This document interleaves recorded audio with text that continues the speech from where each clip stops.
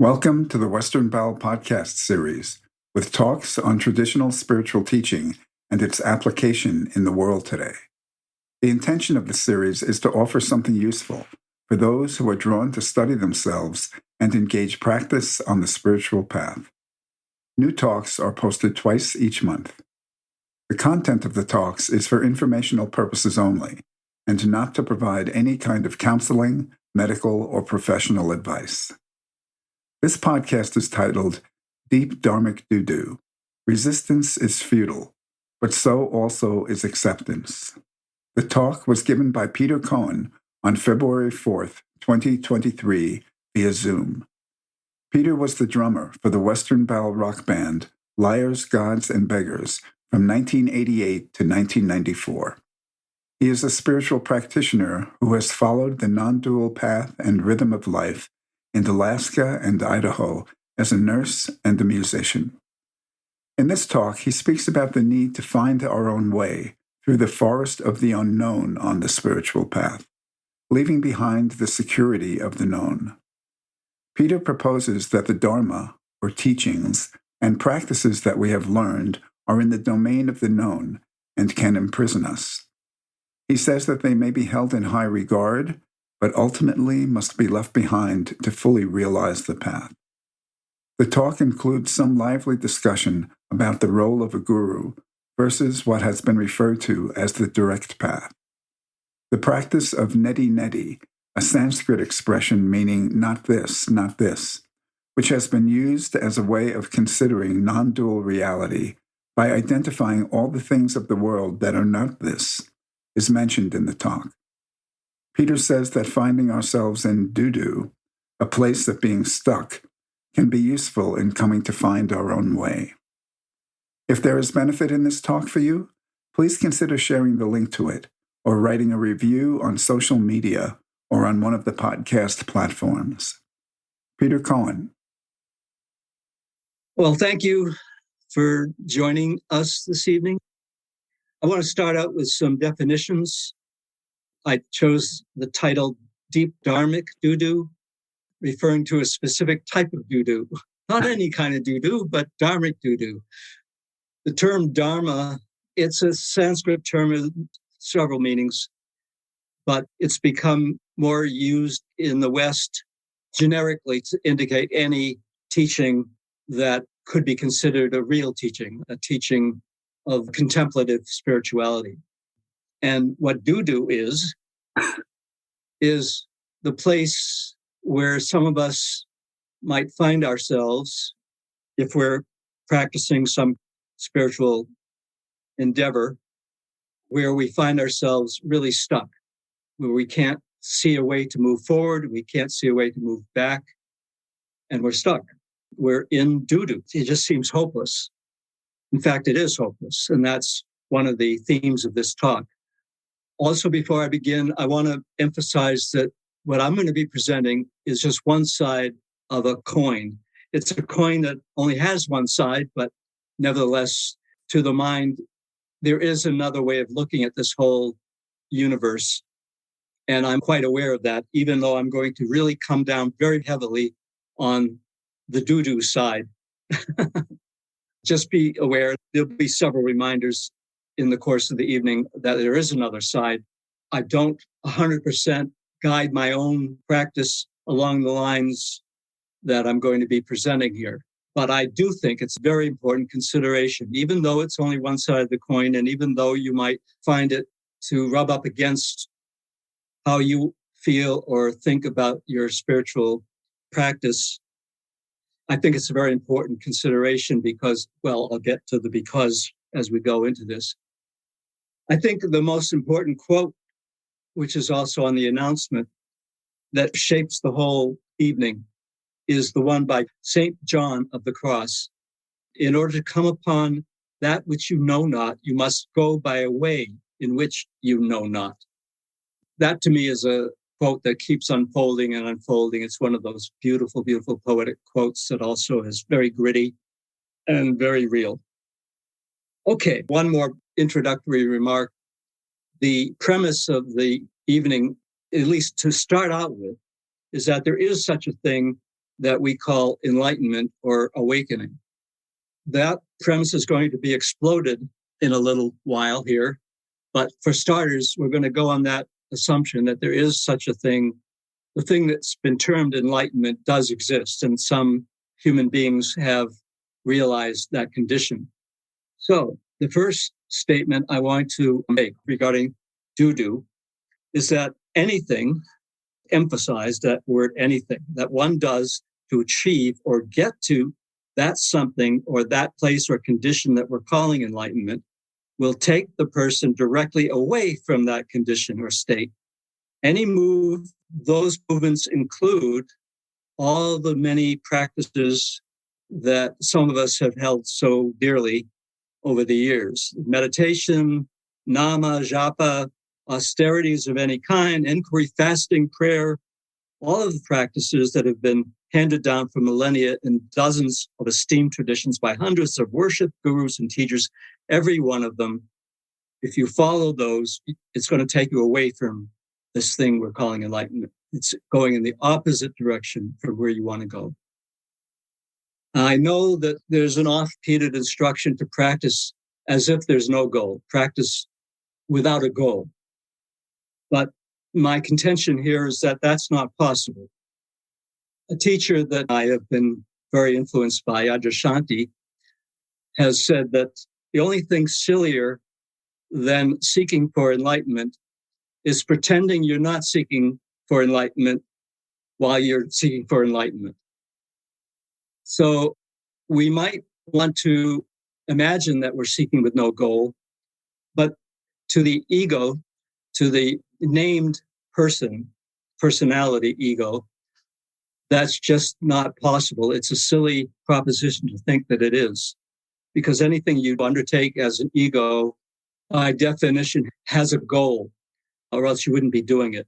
You can tell yourself it's for no goal, but you're kidding yourself. You're being silly in Ajah's terms. Other things that are not possible for the ego or for you, aspirations toward generosity, kindness, compassion, or any of those nice spiritual values that we like to aspire towards. The ego cannot do any of that. And anything that the ego does with those values in mind, you're going to end up, again, kidding yourself. The very substance of what we call ego or the personality is a no. That's its position. It's a no. The very state of resistance or seeking, or both, resistance and or seeking, is what defines what the ego does. It's driven by the seeking of pleasure and avoidance of pain. So given the seeking of pleasure and avoidance of pain, any, quote, spiritual value that you aspire towards, coming from that context of seeking pleasure and avoiding pain, is just not going to work. It's going to be a weak facsimile of compassion, kindness, generosity, whatever value you aspire towards. A distinction that I want to present right away at the top here is the distinction between the known versus the unknown. And then we'll circle around back to these confrontational statements I've already made. So in the domain of the known, there are many benefits that can be sought after, both for the collective and for the individual. And it's known simply because we can name it and imagine it. So for instance, those values that I just mentioned, like compassion, generosity, kindness, they're known. So even if you are able to achieve them, they're still within the domain of the known. And if you're on a contemplative or esoteric spiritual path, what you are after is in the domain of the unknown, like St. John of the Cross was talking about.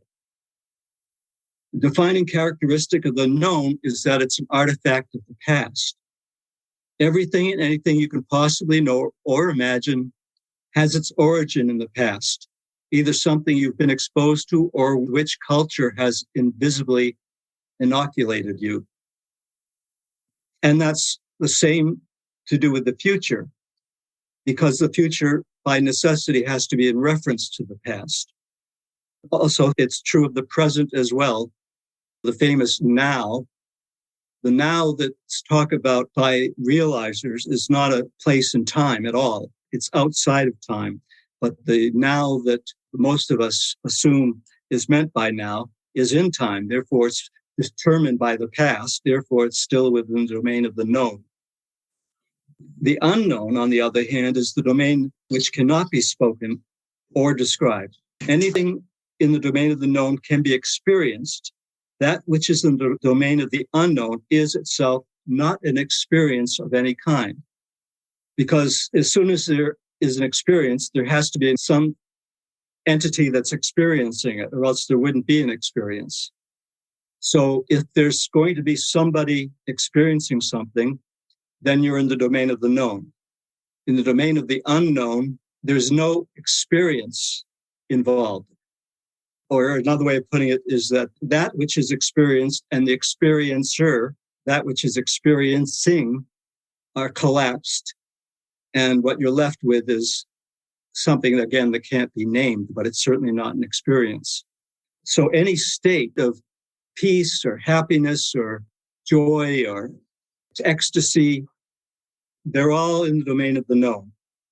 Now, there is, as an aside here, I won't get into it too deeply here, but there is peace and happiness and joy and all that with capital letters that are not experiences. They're byproducts of the unknown. But the states of ecstasy or joy or all these nice positive states that we aspire towards, that a lot of us do, since they're in the domain of the known, they're transitory. They come and go. That which doesn't come and go is in the domain of the unknown, and it's not an experience. So you cannot be present to experience a non-experience. As soon as there's any kind of experience, no matter how sublime, there must be an experiencer. And if there's no experience, if there's a non-experience, then you cannot be there.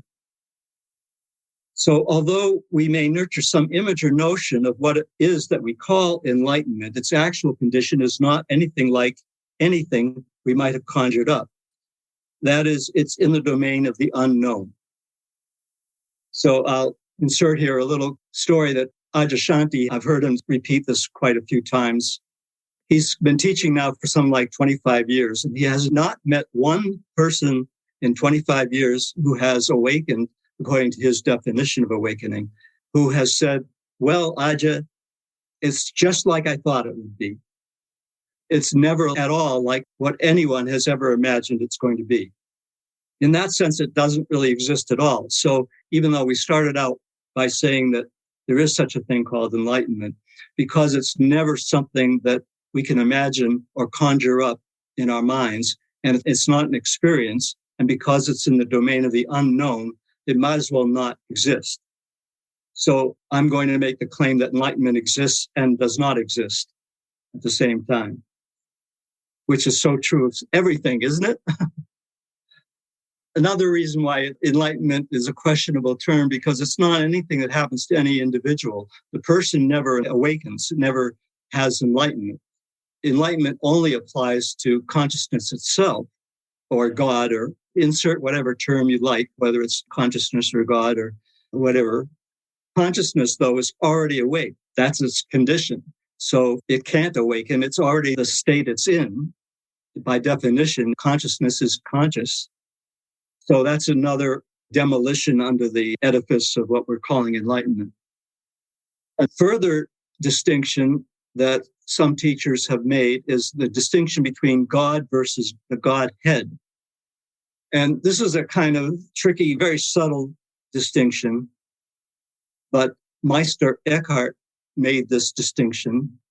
He was a 14th century monk. I forget what denomination. He's Catholic. I can't remember whether he was Franciscan or whatever, but he made that distinction, and Adyashanti has made the same distinction. And that's another fine tuning between the known and the unknown. It's hard to make real categorizations here, but if we place God in the domain of the known, then the Godhead is in the domain of the unknown. And since God is already very sublime and non-dual in its nature. For my purposes anyway, I'm going to place even God in the domain of the known rather than the unknown. I'm in no position to say whether that's in fact the case, but I just want to throw in this consideration of the Godhead because it's another way that realizers have made distinctions between the known and the unknown, whereas the Godhead, you cannot be talked about at all. You can't even say anything about it. You can say that there's something for you in realizing God. There is peace and joy and happiness with capital letters. It's the peace that surpasseth, what's the word? Surpasseth understanding. But it's still peace and joy. So there is something there for you. But in the Godhead, there's nothing whatsoever there for you. And realizers, some of them have realized and even are absorbed in God or consciousness. In some rare cases, a still small voice arises that says, you're not finished. That's not the end of the story. I'm going to quote Aja or refer to Aja again here because he's been such an influence on me. In his case, he realized that the further thing was the Godhead. And when that was realized, he saw there was just nothing there for him. There's no benefit except that it is the whole enchilada. And the whole enchilada, there's no end to it. There's no end to the Godhead. So it's not like it's a finish line. Yes, there's no end to the enchilada. I'm going to read a quote from Adyashanti. The infinite is ultimate reality and is beyond all conceptualizations and experiences. It is the ultimate ground of all being, all existence, all dimensions, and all perceptions. It is transcendent of all categories, all descriptions, all imaginings. It is beyond ego, self, presence, being, and non-being, and oneness, but it is not other than these either. Neither conceivable nor experienceable, the infinite, and he's calling the Godhead the infinite here, the infinite knows itself through a simple intuitive regard it has for itself in every aspect of itself. Thus, the only thing that realizes the infinite is the infinite, and only such realization brings an end to the mind's restless search for God, truth, and meaning. High bar.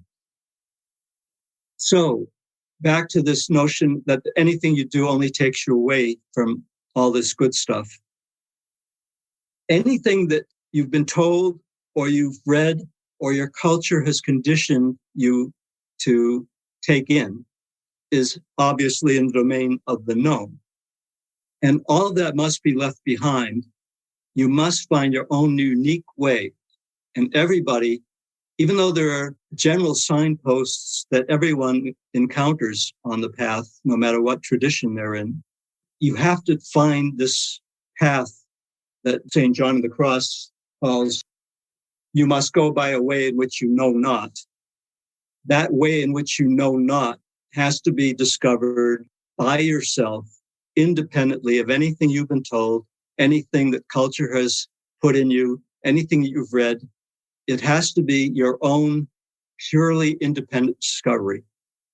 It has to be your own unique way in the forest of the unknown. But here's the double bind. You cannot do that. You can't discover your own unique way. We're back to do here.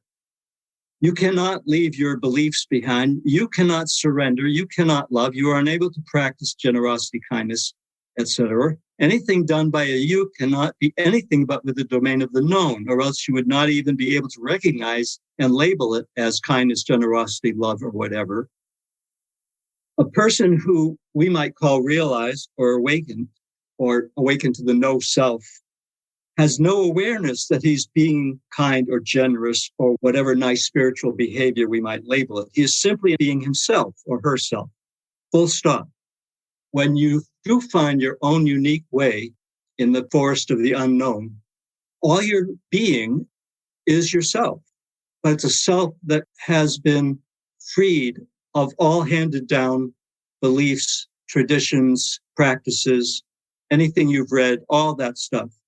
Now remember, this is only one side of the one-sided coin, but still, the bottom line of all that is that you're just being yourself, fully, totally and fully yourself. You use that word self, so you're saying that there is a self beyond the known? The condition of no self does not eliminate a functioning aspect that we recognize as individuals, the 10,000 things. The Buddhists call the 10,000 things. All 10,000 things have no independent self-existences, including all the 8 billion of us. There is no 8 billion essences. There's only one essence. But there's 8 billion very unique individuals. So when I talk about being yourself fully and having left behind all secondhand beliefs, I'm talking about the distinct personality self, which does not disappear when the condition of no self is realized. It just is seen through. It's just recognized that that individual self is only a very, very tiny portion of the whole enchilada. So it sounds like you're saying there's 8 billion, whatever you want to call their aspect of the self.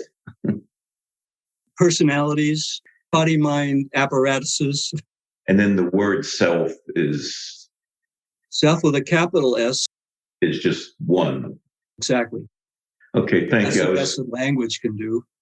Yeah, I can tell this is a very difficult concept to use words to describe. Can you give that whole quote again from St. John of the Cross? In order to come upon that which you know not, you must go by a way in which you know not. So I had a couple of examples of what I was trying to express with this last concept.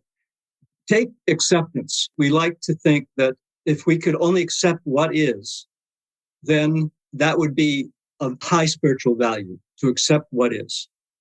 But my contention here, when framed in the concept of do-do, acceptance is already the case. Consciousness, by its very nature, accepts whatever is presented to it. So anything that you're doing in order to accept what already is being accepted can't help but muddy the waters. If it's already being accepted by the very nature of what consciousness is, or God, or whatever term you want to put to it, then to try to accept what is can't help but get in the way of accepting what is. The same thing goes with be here now, that lovely spiritual axiom, be here now. In truth, here does not refer to anything spatial, and now does not refer to anything related to time. If here doesn't refer to anything spatial and now doesn't refer to anything having to do with time, then how can you possibly follow this instruction of being here now and not take yourself in the opposite direction? That's what I meant starting out, that anything you do that you think is toward some spiritual value or toward enlightenment or toward awakening is going to take you in the opposite direction. Even things that you might do to improve yourself, to make yourself more receptive to the divine, to change yourself, to get rid of your blocks, your impurities, is just more refined and subtle ways that put you back in doo-doo. So the bottom line here is that if there is something to realize, it's to realize your total and absolute helplessness. And that's what I mean by deep dharmic doo-doo. If you do find yourself in deep doo-doo and recognize it as such, it's a very good sign, in fact. That's where you want to be. And if you haven't yet recognized this, then your so-called spiritual work has not even begun. And you might argue with that, but I'm going to just put that out there. Back to Aja, I love this one story he tells, and I'm going to give my version of it here now. He came up through the Zen tradition, And he'd done a number of very intensive spiritual retreats, week-longs, 2-week-longs at retreat centers. And so he'd been in the game for quite a while, working very, very hard, really, really giving it all he had. And it was at a lunch break during one retreat that he was at. And he was just sitting around and was overhearing these longtime practitioners. He was a young man. He was in his 20s at the time. He got a very early start. But these folks were sitting around, and they'd been at this for 30, 40, 50 years, some of them, going to the retreats, meditating, inquiring, working with their koans. And they were sitting around and they were telling each other war stories from the past about, oh, I did this. I was with this teacher. I was with that teacher, and I got this. And this teacher said this. And oh, it was so funny. He said this. And this was the Cohen he gave me, and on and on and on. You know how people are when they get together. And Andre was listening to them. And he had this flash. He said to himself, God help me if 20, 30 years from now, I'm still telling war stories. Something is very wrong. And he realized at that very moment that he needed to do something completely different. Now, he didn't reveal what that something different was, but it ties into my contention here. What I think he was realizing is that he needed to approach this in the spirit of the unknown, that these practitioners were steeped in the known, that they were trafficking in the known. They were telling each other these stories, lovely stories, great teaching stories. We've all heard them. But all these stories were in the domain of the known. And he realized that he had to find his own way, uniquely his own. It wasn't that he was disowning Zen. He still found much value in Zen. This is not about going out and burning down the temples. You can still continue to hold whatever teaching, whatever teacher, whatever practice that you've received value from, and hold it in high regard, but be freed of its imprisonment of you in the known. As long as all that good stuff is keeping you in the known, it's not doing you a service anymore. You can still hold all that stuff that you've received and hold it in high regard without having it imprison you. It's a very fine line. It's a razor's edge, as someone once said, Somerset Maugham. That's one of these very, very tricky fine lines. With a teacher named Lee Lozowick, it's my assumption, whether it's correct or not, a reason why Lee was so fascinated by people like David Bowie and Henry Miller and Charles Bukowski and Bob Dylan was because these guys, they struck out on their own. They found their own unique ways of expressing who they were and what they were. And it wasn't easy for them. It was a gamble. There were no guarantees that when Bob Dylan started to write his tunes back in the 60s, no guarantee whatsoever that this stuff was going to be received at all. But that did not deter him because he knew that he had to express himself in his own way. So even though these folks were not in what we call necessarily the spiritual domain, they weren't about enlightenment. They did wander through the forest of the unknown and find their own unique ways. They followed an unmarked, pathless path into the unknown. You could say that would be true of Yogi Ram Sarat Kumar, who was Lee's teacher, and Anandamayi Ma. They did what they did by accident. They fell into an authentic life, and that cannot be done by any force of personal will. They ended up in a situation they could never have imagined. They had no idea what their actions would yield or not yield, whether it would lead to success, failure, pain, or gain. But they were listening to the still small voice that set them on a unique and individual path that was all their own. And speaking of Lee, here's a quote from Lee Lozowick. The single significant ingredient that keeps us from celebrating our lives together in true worship of the divine is our reasonableness. Our attempt to make sense of things or find reasons in things devastates our spontaneity and innocence. And the way we make sense of things, some examples, are by invoking such reasons for things like karma, reincarnation, astral planes, cause and effect, determination. All of these are attempts to make sense. Lee is saying that if we insist on these reasons, it's going to just destroy our spontaneity and our innocence, and it's going to get in the way of our lives together in true worship of the divine. Whether or not any of these things are so, like karma or reincarnation, I'm not questioning that. Who knows? No one knows. It's a handed down concept. It's a concept that you have no experience. None of us have an experience of karma. It's a handed down belief coming from Eastern traditions. And that's the most that can be said about it. I call it simply more duduic attempts at finding some security in the known. When we ask these questions, what can explain that we seem to come into our lives with different capabilities and different talents? Some of us come in with terrible circumstances. Some of us come in with silver spoons in our mouths, and we invoke reincarnation and karma as reasons. Ultimately, the questioner, the one who would ask these questions of why does one come in with silver spoon and the other come in with abusive, horrible parents, that questioner is what gets burned up in the fires of realization. The questioner, him and herself, needs to, or doesn't need to, but hopefully does get obliterated. So the reasons we give for things only comes up in response to the questions we ask. We're trying to make sense. So we ask these questions and we give ourselves these answers that have been handed down to us by the traditions. Once the questioner, him or herself, is burned up in realization, then the whole consideration of whether it's karma or not, whether it's this or that, whether it's determination or free will, all of it is rendered moot. Here's another Ajah quote.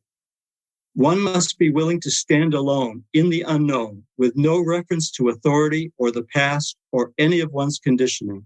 One must stand where no one has stood before in complete nakedness, innocence, and humility. At the same time, it seems like many teachers, many who we would consider to be realized, have followed the instruction of their masters. Why would you say that has been such an essential part of the path for many teachers who have realized themselves? There's Marpa and Milarepa, there's Yogiram Surat Kumar Sure. and Swami Ramdas, and there's so many in every tradition. I have a number of responses to that. First of all, Lee was quoted as saying, you must learn to stand on your own 2 feet. Now, that is something that Adyashanti is one of his primary principles of his work. And I found it interesting coming from Lee because Lee comes from the guru-devotee model for awakening. So even Lee, who considered himself a devotee of Yogiram Surat Kumar, was cautioning against all the projections we put on a master, that they're going to do it for us, that they're going to raise their hand and suddenly our whole ego structure will be dissolved, or we'll see the white light and it'll be done. That's one response I would have, is that there's a way of being a true devotee and still standing on your own 2 feet. Another answer that I have found for myself is that I think that spirituality, like every other arena of humanity, is evolving. Every single art form, the bar keeps raising. Stuff I'm reading these days in literature, the bar is getting higher and higher and higher. In athletics, just think about what's being done. People are breaking records. They're doing things that were thought unimaginable just a few years ago. In the realm of the known. Right. But in spirituality, I think the same thing applies. The things that were useful, and in fact, Ajah has argued forcefully that he even doubts whether the guru-devotee relationship has even worked very well in the past, let alone now and in the future. So that could be argued. How many millions of aspirants have there been kissing the lotus feet of the masters throughout the ages, and how many of them have actually become realized through that means? It's a very, very, very small amount, I would argue. How many, there certainly have been some, how many realized teachers or realized beings have there been who have not had contact or association with another realized being, or who have not really searched for God, have not really given everything to their search for truth? Yeah, that leads me to the next consideration. Whether or not it's true or not, I'm not sure, except that it's been influential for me. And that is what other teachers have called the direct path. A direct path is one in which you simplify the whole practice, boils down to just one thing: being aware of being aware. If consciousness is it, what is aware of consciousness? Consciousness. So to be aware of what already is aware, but to be aware of it knowingly, when your practice is boiled down to just that one thing, it does not require a guru. It does require a teacher. Ajah's relationship with his teacher was very close, but he regarded her as a coach, not a guru, as a coach, someone to suggest, well, you might try going this way a little bit, bear a little to the left or bear a little to the right now. Those are very useful on direct paths, but it's different than a guru-devotee relationship. I have argued in favor of the guru-devotee relationship in the past, so I'm capable of arguing for it. But one of the reasons I've argued for it is because when people have poo-pooed the whole guru thing, it's usually because they have the typical American reactionary response to hierarchy. Anything to do with the hierarchy doesn't go down well for Americans. When people have come with that attitude, then I talk the usefulness of the guru and why the hierarchy is useful and necessary.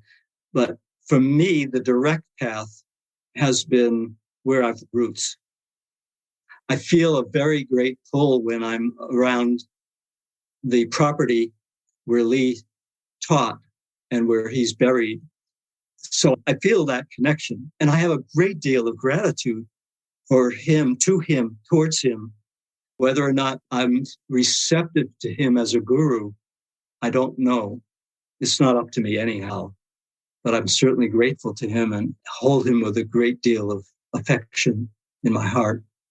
Remind me of, or anyone in the room, remind me of the teacher, an Indian sage who, he was like 16 and he laid down and tried to know death. That was Ramana Maharshi. He just decided at 16 years old he was going to lie down and see what this thing was. Then he saw in this mountain, Arunachala, his guru, Shiva. And he never left Tiruvannamalai again. But there's somebody who did not do it by way of a guru relationship. The mountain was his guru. You just said the mountain was his guru.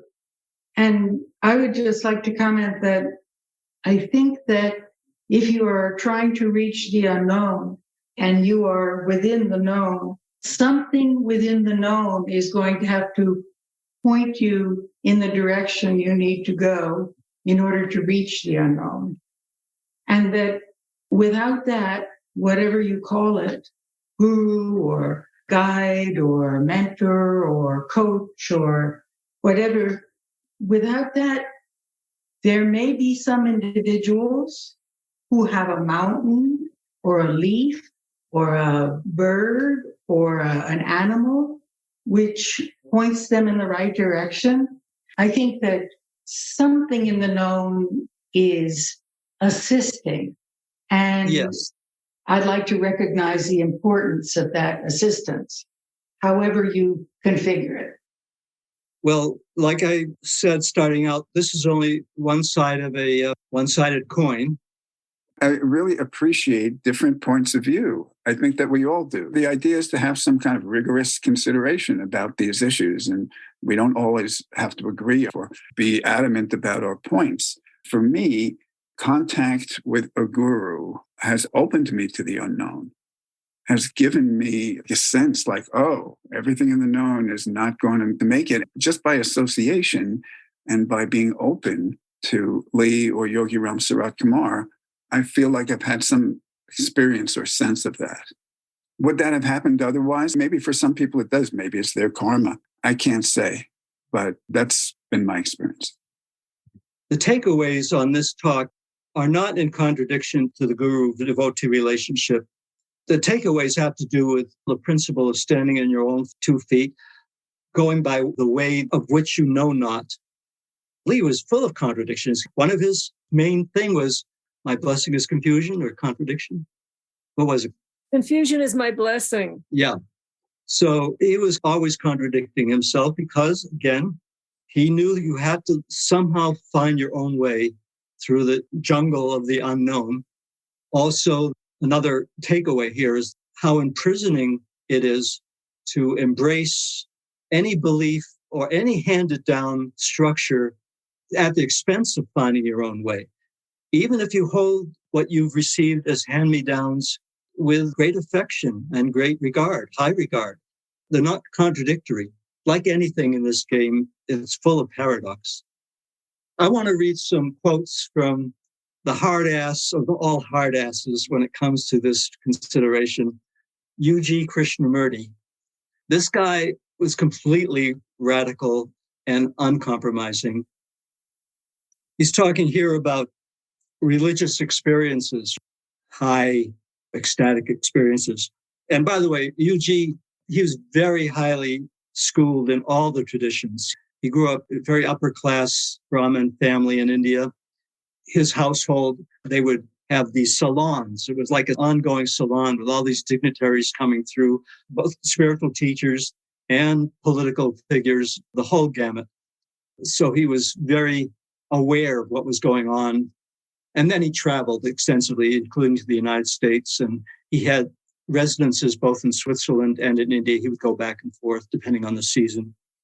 All those religious experiences are no different from the experience people have when they take drugs. I know a boy who had never heard of the Tibetan literature, but when he was on a trip, as they put it, he experienced all kinds of mandalas, mystical designs. He started talking about them, and he met one Tibetan chap who described them to him. How is that kind of thing possible? You don't have to be in Tibet. No matter where you are, you see, all that is part of consciousness. Even Donald Duck has become part of the human consciousness. You cannot experience anything which you can call your own. Whatever you experience, however profound that experience may be, is the result of the knowledge that is part of your consciousness. Somebody must have, somewhere along the line, experienced the bliss, beatitude, call it ecstasy, call it by whatever name you like, but somebody somewhere along the line, not necessarily you, must have experienced that. And that experience is part of your consciousness. You have come to a point where there is no such thing as a new experience at all. Somebody has experienced it before, so it is not yours. Sounds like Ecclesiastes. Nothing new under the sun, all wind and vanity. You cannot become a sage through any sadhana. It is not in your hands. A sage cannot have a disciple. A sage cannot have a follower because it is not an experience that can be shared. Even in an ordinary experience, you can't share with others. Can you tell somebody who has never experienced sex what the sex experience is like? The sages and seers are original and unique because they have freed themselves from the entire past. Even the mystic experience is part of the past. Not that the past goes for such a man, but for him the past has no emotional content. It is not continually operative, coloring the actions.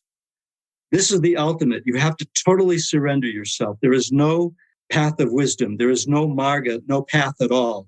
It is total surrender, throwing in the towel, throwing in the sponge. And what comes out of that is wisdom. It is not surrender in the ordinary sense of the word. It means there isn't anything you can do. That is total surrender, total helplessness. It can't be brought about through any effort or volition of yours. If you want to surrender to something, it's only to get something. That's why I use the words a state of total surrender.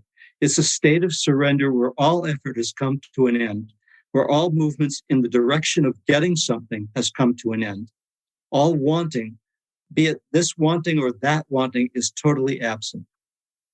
By the way, the teacher named Rupert Spira, who's also been a big influence on me, says that today, again, this idea of the evolution of spirituality, this may not have been true in the past, he says, but today he feels, and his experience as a teacher has confirmed, that today people are able to get the direct path, that is being aware, without the guru-devotee relationship.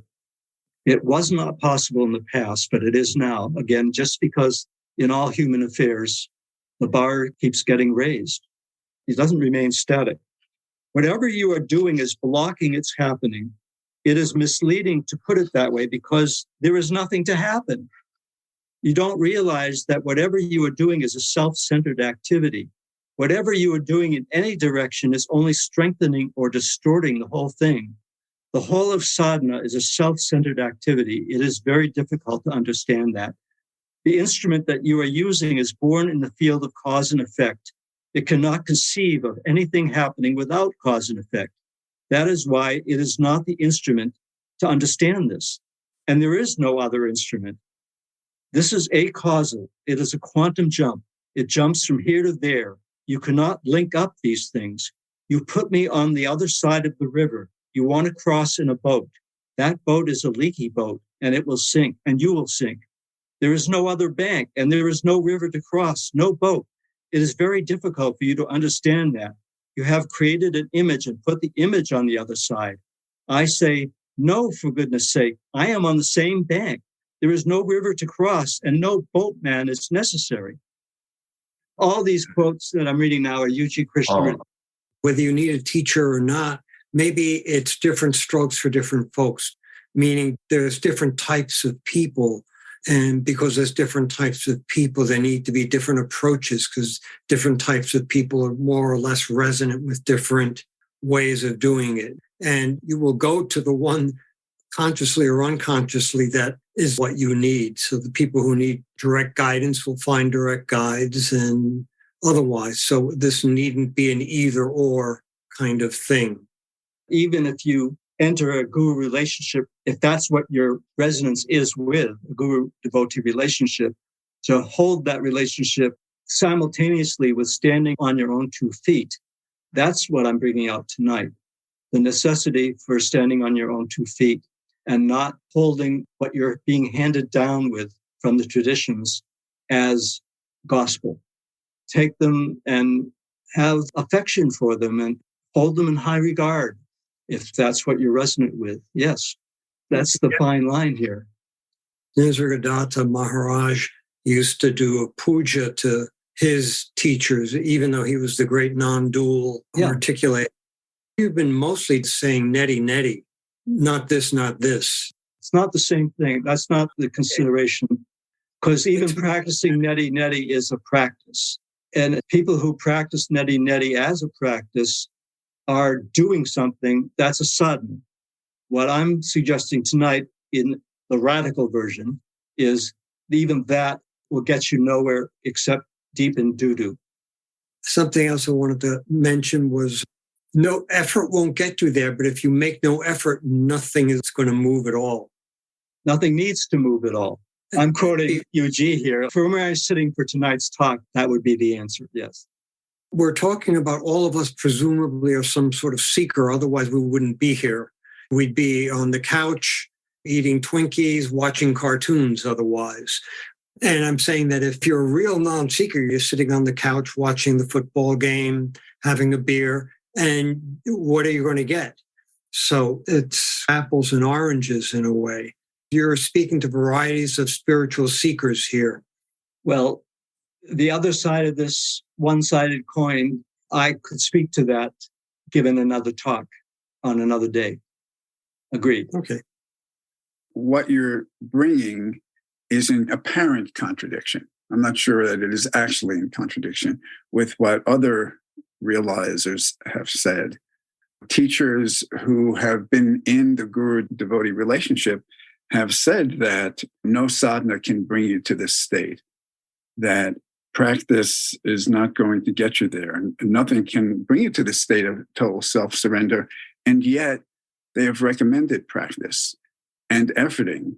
I just read this piece in Ever-Present Peace by Arnaud Desjardins just last night.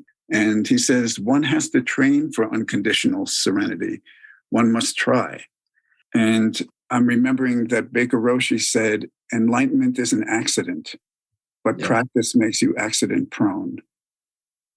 Ooh.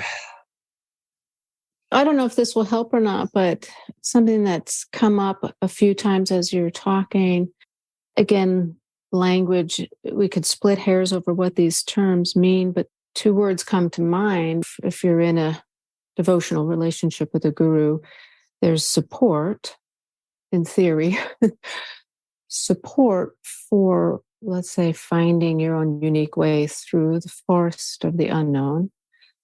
I didn't quite catch that. Could you please say that again? Siri thinks I'm talking to her. What's the meaning of life?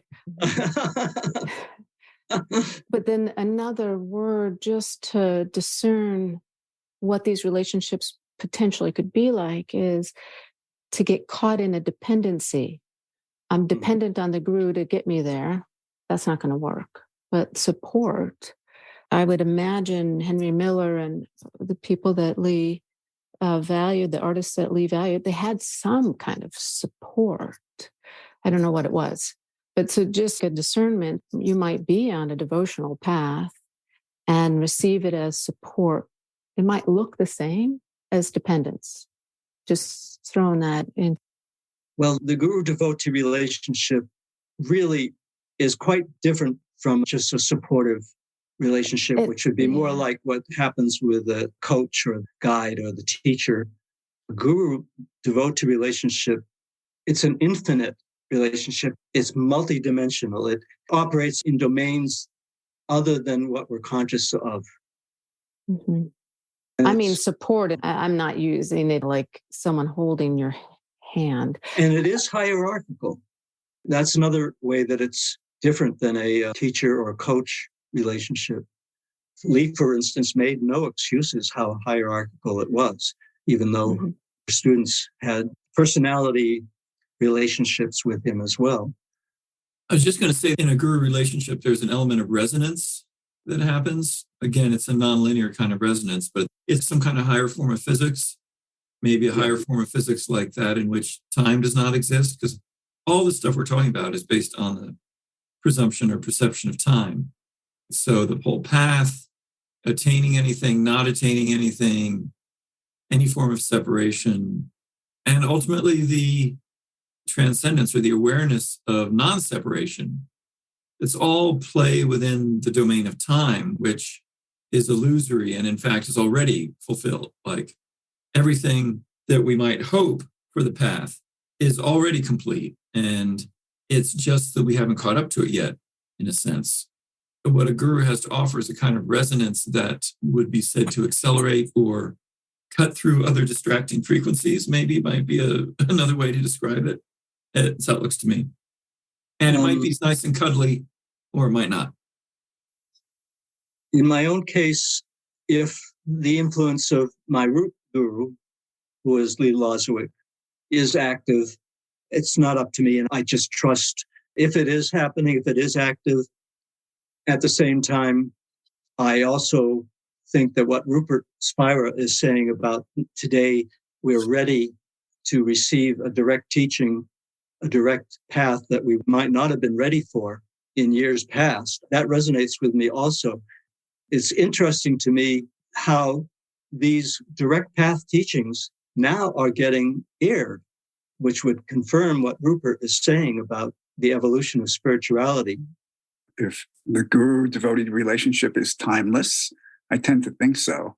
But the evolution of the path, so that wouldn't be necessary, I don't know. I can only speak from my own experience. I don't have that experience.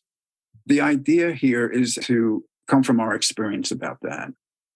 I was just going to say that as a caveat here that I am highly suspicious of anything that talks about how enlightenment is evolving, that we're evolving to not needing gurus. It all just sounds like a bunch of baby boomers who are addicted to being special and want to be at the turning point of history all the time and are always just talking about themselves. All that I find highly suspicious. So I just want to throw that in. I would feel appreciate remiss that. if I didn't. If you were to listen to Rupert Spira, though, coming from him, it carries the weight of real substance. That's the only thing I can say. Yeah, and it may appeal to that element in people, that anti-authority also. Charismatic guru can appeal to everyone from someone looking for daddy to someone who's a real aspirant, and the whole range. That could be any teacher or any guru. Absolutely. So I wanted to end with this one quote, which I really think is very pointed. It's from Meister Eckhart. One of his prayers was, God, please relieve me of God. The idea of God, the God in the known, he's praying to God, please relieve me of that God. So this was a guy who was in the Godhead, let alone God.